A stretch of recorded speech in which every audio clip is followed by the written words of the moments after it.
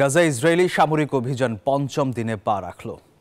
অব্যাহত হামলায় বাসিন্দারা শহর ছাড়তে বাধ্য হচ্ছেন। গত ২৪ ঘন্টায় গাজায় ইসরায়েলি হামলায় প্রাণ হারিয়েছেন ৩০ জন এবং আহত হয়েছেন ৮৪ জন। ইসরায়েলের হামলায় সবচেয়ে বেশি ক্ষতিগ্রস্ত হচ্ছে পশ্চিম তীরের বেইত লাহিয়া, জাবালিয়া এবং বেইত হানুন। স্থানীয়রা জানিয়েছেন হামলায় কয়েক ডজন বাড়ি ধ্বংস হয়েছে। বুধবার ফিলিস্তিনিদের বিভিন্ন স্থাপনায় আগুন ধরিয়ে দেয় উগ্রপন্থী দখলদারেরা।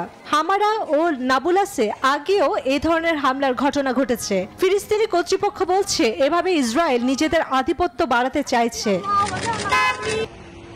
গাজার দক্ষিণ খান ইউনুসে একটি তাঁবু ক্যাম্পে ইসরায়েলি হামলায় হতাহতের ঘটনা ঘটেছে। ফিলিস্তিনি চিকিৎসকরা বলছেন বহু মানুষ আহত হয়েছেন। বিমান হামলার কারণেই আমরা সব ফেলে পালিয়ে এসেছি। আমাদের সঙ্গে পঙ্গু ব্যক্তিরাও ছিলেন।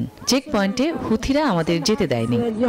ইসরায়েলের প্রতিরক্ষা মন্ত্রী কার্টুস বলেন, হামাসের উপর চাপ সৃষ্টি করে বন্দী বিনিময়ের সম্ভাবনা তৈরি হয়েছে। অব্যাহত হামলার পর হামাস আর গাজাকে নিয়ন্ত্রণ করতে পারবে না।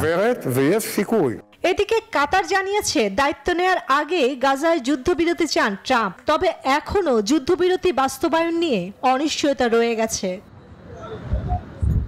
চন্দ্রানী চন্দ্রা, নিউজ 24।